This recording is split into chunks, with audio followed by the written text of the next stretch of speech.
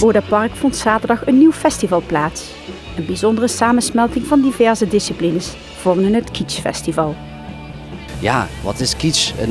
Een samenwerking tussen kunst, muziek en culinair. Een smeltkroes van al die drie dingen. Nou ja, zodra je binnenkomt is het natuurlijk het eerste wat opvalt, de omgeving van het Oderpark. We staan midden in het Beeldenbos, waar heel erg veel kunstenaars hun best hebben gedaan. Mooie kunstwerken hangen van bekend kunstenaars. Maar zodra je wat verder kijkt, kom je bij een secret stage uit waar DJ's hun werk laten horen. Je komt uit bij het theehuis, waar de nonnen vroeger zaten. En waar nu ook bands optreden. En we hebben een mooie mainstage waar de mensen ook kunnen genieten van verschillende bands. Een combinatie van indie rock, electro, R&B, soul.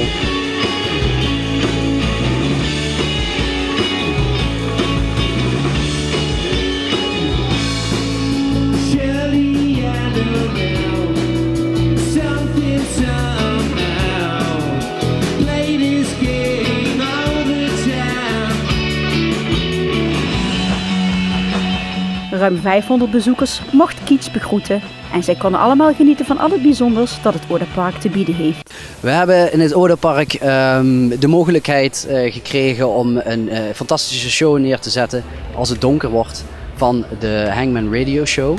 En zij gaan met licht en geluid iets echt fantastisch, een mooie kunsttour geven door het Oderpark. En verder wordt het Oderpark als de nacht valt op hele mooie manieren verlicht. Zowel de kunstwerken als het bos zelf. Het is fantastisch om te zien als het hier helemaal donker is. Nu is het al mooi, maar dadelijk, dat is echt een plaatje. Ruim 1 jaar is de organisatie bezig geweest met de voorbereiding. Nu het eenmaal zover is, gaat alles erg snel. Ja, het voelt ook heel erg, de dag vliegt al voorbij. Hé Kees, het is al 4 uur. Wat? Het is voorbij voordat je het weet. Maar het gevoel wat je hebt als je mensen rond ziet lopen en lekker ziet eten, genieten van de muziek, mensen die naar je toe komen, wow, dat is een vette band. Ja, dat voelt gewoon fantastisch.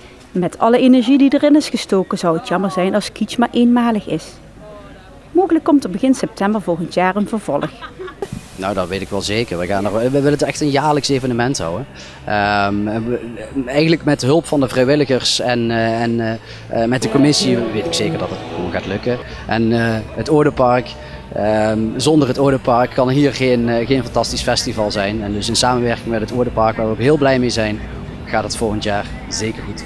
Samen met partners als Proeflokaal Goesting, Mr. Rob, Sushi Sjoerd en de tapasproeverij werd het tot in de late uurtjes gefeest.